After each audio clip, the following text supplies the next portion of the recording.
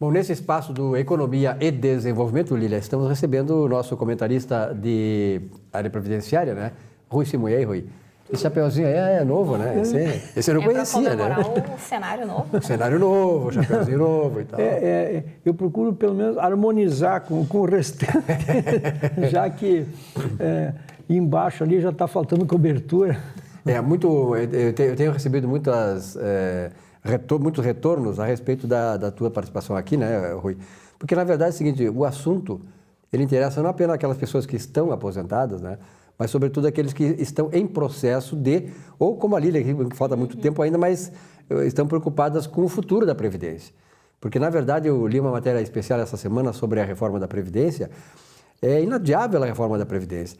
Quem não está querendo essa reforma da Previdência está mais ou menos dizendo o seguinte, pode falir depois, lá vamos ver o que vai acontecer. Não pode acontecer isso, tem que planejar as coisas, o governo tem a responsabilidade de manter a Previdência sustentável, né? Porque o pior dos mundos pode acontecer como está acontecendo já e vai piorar com os funcionários do estado do Rio Grande do Sul, que estão recebendo em parcelas, não é porque o governador quer. Eu vejo movimentos sociais, movimentos sobretudo sindicais, achando que o governador faz isso porque ele é ruim, porque ele quer prejudicar as pessoas. Jamais um governante vai fazer isso, um político jamais sonharia em fazer isso. Então faz por quê? Não tem dinheiro. O Estado não fabrica dinheiro. A Casa da Moeda fabrica conforme for, e aí uma questão teórica e tal, muito delicada de explicar, mas fabrica em função do desenvolvimento econômico, do crescimento da produção e tal, e porque há uma necessidade de haver uma correspondência entre a moeda em circulação e o valor da produção que é posta em circulação na mercadoria, na sociedade como mercadoria ou serviços.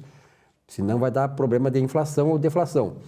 Então, essas coisas se resolvem através do quê? De uma economia que deva crescer e de um Estado que seja um Estado enxuto, um Estado que não seja tão gastador, então um Estado que seja bem administrado. Então, o governador não faz isso porque quer, né? Nenhum governador faria isso aí. Então, é preciso que as pessoas imaginem que as coisas estão ruins e poderão ficar pior se houver resistência a mudanças que são inadiáveis, como disse na Previdência, né, Rui? Inadiáveis. E não só essa alteração, ela é inevitável, mas a urgência também tem que se considerar que o sistema adotado no Brasil, que é o sistema de repartição, ele é muito vulnerável, porque numa época de pleno emprego não há problema. Quando o desemprego aumenta, o fluxo de caixa da Previdência cai. Então, quem suporta isso é o Tesouro. A Constituição prevê dessa forma. Então, dizer que há um desequilíbrio em função do sistema é uma meia-verdade, mas corrigindo essa meia parte já é meio caminho andado. Então, corrige como? Você aumenta a expectativa de vida do brasileiro? Perfeito. Mas então tem que haver a correspondência em termos de aumento do tempo mínimo para aposentar. Essa equiparação tem que ser corrigida. Ela nunca foi feita depois que foi adotado o fator previdenciário. Se coloca no fator, mas não na ponta da idade.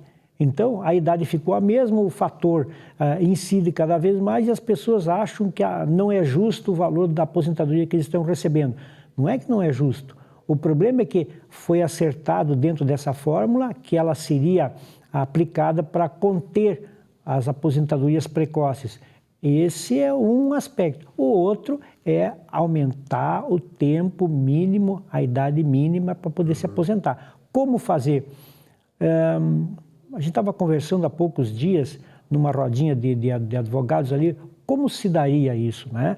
Porque se você vai agregar um X tempo a cada ano, você tem que calcular uma idade base para partir dali, né? Então, o entendimento mais correto seria inverter.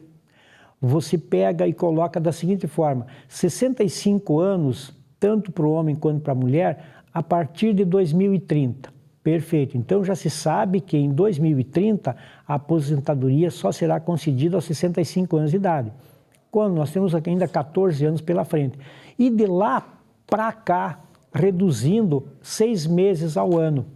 Então, em 2029 seriam 64 anos e meio, 2028, 64, regredindo até chegar a um ponto em que já se sabe que, olha, daqui 2 anos, daqui 3 anos, começa a agregar 6 meses por ano, para evitar que se procure uma data, por exemplo, no caso do homem, vai se começar com 50 anos? Não sei. Por que não 51? Por que não 48? Para a mulher, 55, 48, para evitar a parte do início da contribuição, né, dessa fase transitória, se começa do fim. Pega os 65 lá em cima e recua. Até porque, por que se pegaria 2030? Para equalizar a faixa etária que nós temos hoje com a faixa etária, por exemplo, que países mais desenvolvidos têm na mesma situação. Hoje a França está exigindo uma idade mínima de 62 anos, né? Mas já está decidido que vai fazer uma tabela transitória para chegar aos 65. E a França, que é um país emblemático dos direitos humanos. Emblemático, perfeito. Inglaterra já fez 65, Portugal já fez 65. Então, que grande diferença nós temos para Portugal em termos de expectativa de vida, né? Então, eu vejo a ligação aqui, Rui, o seguinte, muitos sindicalistas, líderes sindicais, diziam assim, olha, nós não temos nada a ver com isso, nós não fomos responsáveis pela má administração.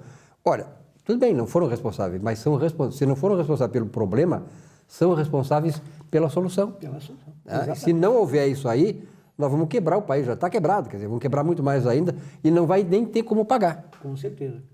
Com certeza. Esse é a tragédia, né? O grande drama da Previdência. Você não pode ser irresponsável a ponto de dizer, olha, os próximos que vão se aposentar, que se estrepem. Não. Nós temos responsabilidade como... Quem está ganhando hoje foi porque a geração anterior é que financiou isso. Então, nós estamos hoje financiando também aqueles que vão se aposentar daqui para o futuro. Eu, que não tenho filho, não posso pensar, bom, mas termina comigo a história. Não. Tem gente que tem filho, tem neto, bisneto e os que virão. É o pacto entre gerações. Exatamente. Rui, obrigado pela tua presença aqui, né? Mais alguma coisa ou não? Existe, Silvio, um fato que tem ocorrido com frequência. Eu que frequento o INSS todos os dias, eu posso dizer que chega a ser constrangedor. O que acontece? A cada determinado período, normalmente com uma troca de governo, a Previdência coloca à venda, ela faz um leilão das aposentadorias, dos pagamentos das aposentadorias, para que os bancos façam uma concorrência entre eles.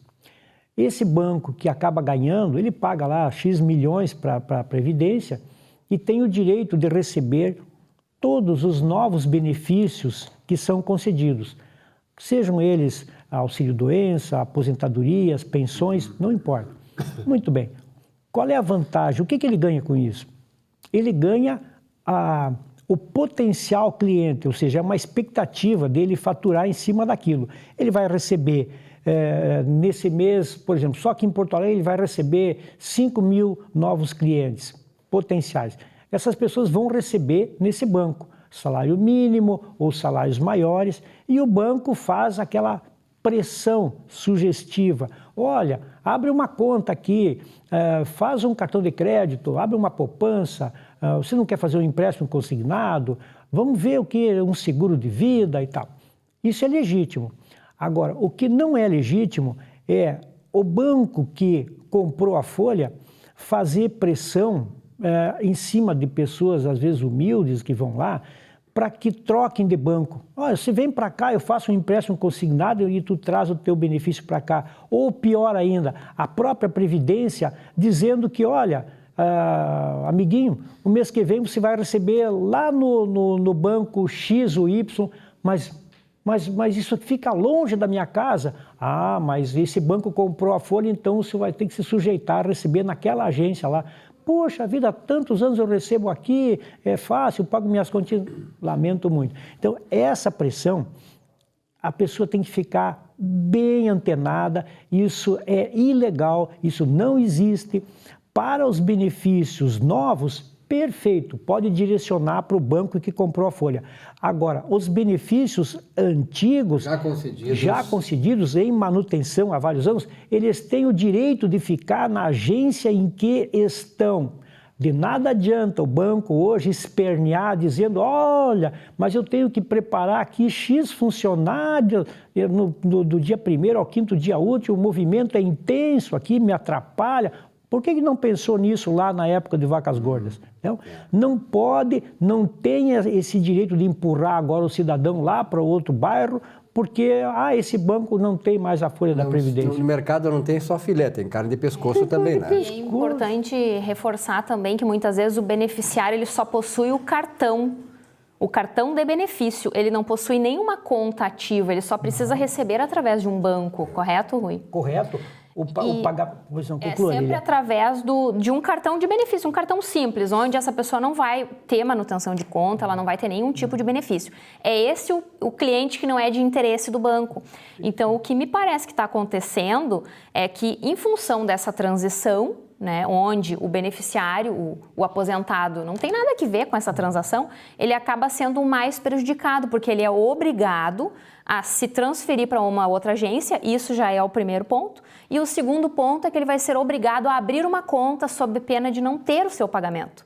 Porque aí fica no limbo, onde está o pagamento do aposentado nessa situação? E isso só pode ocorrer numa única situação. Por exemplo, se um determinado banco resolve fechar uma agência, né? Então, ou essa agência vai ser mudada de endereço, né? Ou se ela for extinta, o banco assume e distribui esses benefícios para outras agências, né? Aí, com a extinção de um determinado banco, a Dataprev faz o que se chama TBB, Transferência de Benefício em Bloco. Então, todos os segurados que recebiam o benefício no Banco Mercantil do Brasil não existe mais. Então, eles foram remanejados, parte para o Banco do Brasil, para a Caixa Federal, etc, etc.